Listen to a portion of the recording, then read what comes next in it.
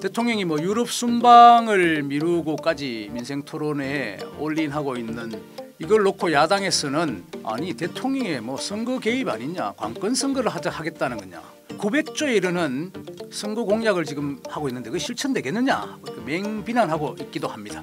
지금 대한민국의 가장 문제점이자 국가적인 난제가 되고 있는 수도권 초집중 현상을 어떻게 해결할 것인가 하는 거 아니겠습니까? 지역별로 각 대도시별로 지방 소도시별로 소외되지 않는 그런 발전을 할 필요가 있다. 조국 신당 같은 경우에는 윤석열의 강을 넘어야 한다. 검찰 독재 정권을 종식하자. 이 정권을 조기 종식시키자. 이건 좀 약간 거의 탄핵시키자는 이야기이긴 한데요. 심판론을 제기하고 있는데 네거티브한 측면보다는 팔도 정치 내지는 각 지역의 특색과 그리고 자부심, 그 지역의 미래를 디자인해주는 공약, 거기에 공감해주는 정치인, 이런 부분들이 선택되지 않을까 저는 이렇게 믿습니다. 여러분 안녕하십니까? 글을 말로 전하는 박재일의 직설사설 시간입니다. 대통령의 팔도 정치, 이걸 한번 주제로 얘기를 해보겠습니다. 권력은 청구에서 나온다, 이런 말 들어보셨죠? 청구, 분리십니다. 그런데 현대 정치에 와서는 권력은 청구라기보다도 그러니까 밸럿, 투표 용지에서 나온다. 분리시든 밸럿이든 어쨌든 이게 말의 뜻은 선거, 정치가 거의 전쟁터와 비슷하다는 뜻 아니겠습니까? 지금 여야 정치판이 난리가 나 있습니다.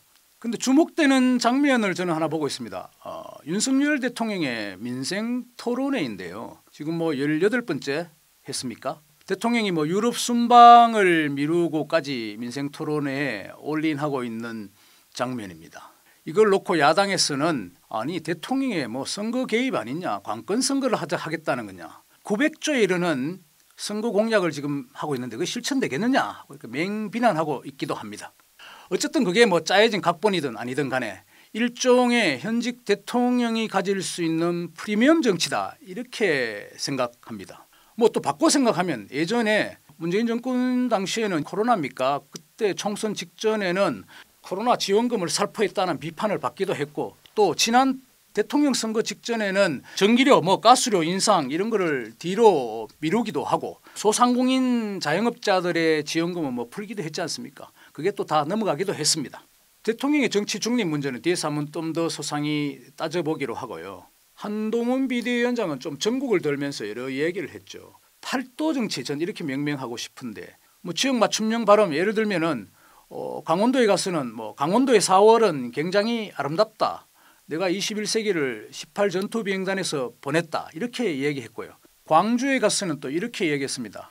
나는 산업화에 밥을 먹고 자랐고 민주화의 시를 배우며 컸다. 충청도에 가서는 충청에 치우치지 않은 마음, 그런 마음으로 정치를 해보겠다, 이렇게 얘기했습니다.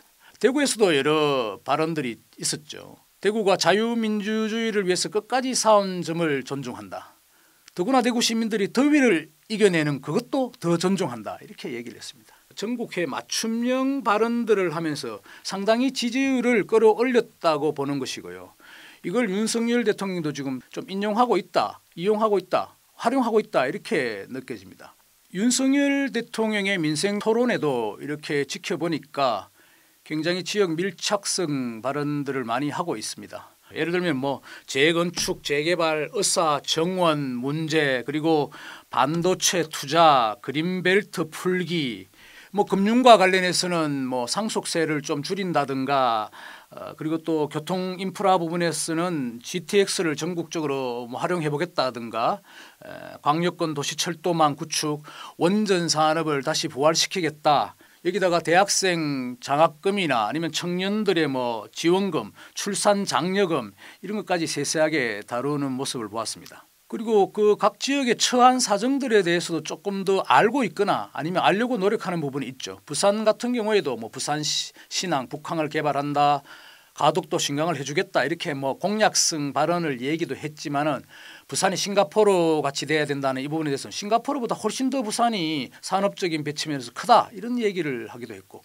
대구에 와서는 대구 동성로를 얘기하면서 문화적인 부분을 강조하고 동성로라는 것이 대구백화점 그 앞에서 모두가 모이는 곳이지 않느냐 하고 지역적인 친밀감, 지리적 장소성에 대해서 지방도시에 대통령이 관심을 표명했다 하고 있는 것은 이 또한 저는 점수를 줄 부분이 아닌가 생각합니다. 총선을 앞두고 지금 집권 여당 윤석열 정부는 결코 유리한 상황에서 출발한 것은 아니죠. 불과 두세 달 전만 하더라도 더불어민주당이 확실하게 여론조사에서는 우위를 점하고 있었습니다. 또 특히 윤석열 대통령의 개인 국정 지지율이 부정적인 것보다도 긍정적인 것이 훨씬 더 작지 않습니까? 그 파이로 대통령의 지지율만으로 만약에 이번 선거를 가른다면 여당이 필패겠죠. 야당이 유리하다는 뜻입니다. 그런데 이것이 조금 반전의 기미가 보이죠. 최근 들어서는 기본 저변에 깔린 것들은 뭔가 포지티브한 공약을 내세우는 여당의 자세에 국민들이 조금씩 포인트를 주는 것이 아닌가 그렇게 판단됩니다. 그렇다면 여러분이 좀 반문하실 수도 있을 것 같습니다. 대놓고 그러면 대통령이 공약을 남발한다든가 전국을 돌면서 그 지역에 어떻게 잘해주겠다는 것이 선거 개입 아니냐, 정치적 중립 의무가 있다, 이렇게 얘기하실 수도 있겠습니다. 애매합니다.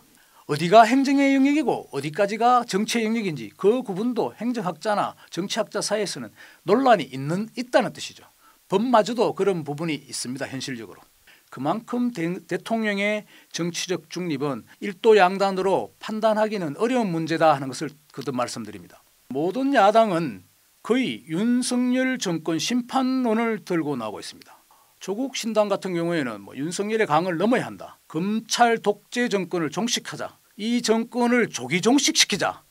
이건 좀 약간 거의 탄핵시키자는 이야기이긴 한데요. 심판론을 제기하고 있는데 이게 권투로 친다면은 상대 손을 묶어놓고 내가 때리겠다 하는 정도밖에 안 될 것입니다.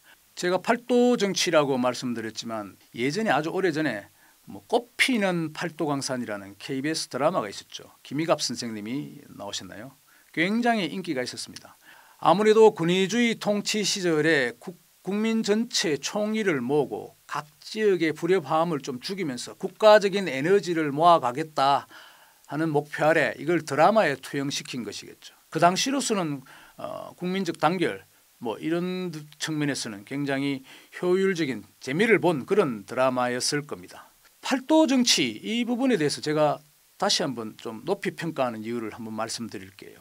어느 나라든 수직적인 이슈들이 중요합니다. 쉽게 말씀드려서 잘 사는 사람과 못 사는 사람, 기득권층과 좀 소외되어 있는 사람, 정규직과 비정규직, 인권 문제, 젠더 문제 이런 여러 거창한 이슈들이 있죠. 이런 것들도 중요하지만 이 대한민국의 현실에서 볼 때는 수평적인 지역적인 문제도 굉장히 그에 못지않게 중요하다 이렇게 말씀드리고 싶습니다.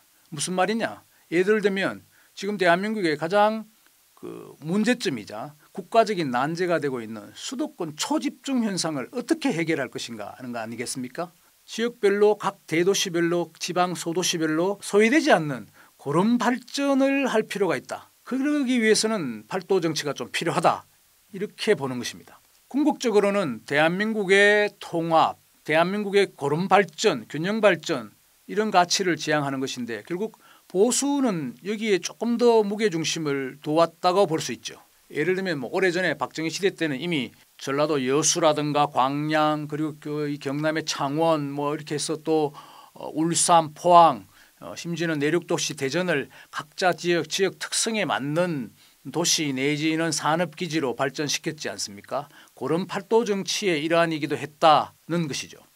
윤석열 대통령의 민생토론회 그렇다고 해서 다 완벽한 것은 아니겠지만 수도권 지역에 너무 이것이 또 집중되어 있는 아쉬움이 있습니다. 광주 같은 것은 언제 할지는 모르겠지만 호남권도 이루어져야 될 테고 18번 중에 12번이 수도권에 했다는 것은 너무 지나친 것이 아닌가. 대구든 부산이든 광주든 청주든 대전이든 이런 곳은 아무래도 그게 소외되기 쉽다. 이런 곳을 대통령이나 장차관들이 많이 다니면서 약속도 하고 약속이 부담된다는 것은 공약이 남발일 수 있지만 그 약속의 밑바탕으로 해서 더 열심히 일을 하게 되는 동력이 되지 않겠습니까? 그래서 수도권에만 너무 이런 것을 집중시키는 부분이 아쉽기도 하고 앞으로는 좀 더 그 부분을 유념했으면 좋겠다 하는 바람입니다.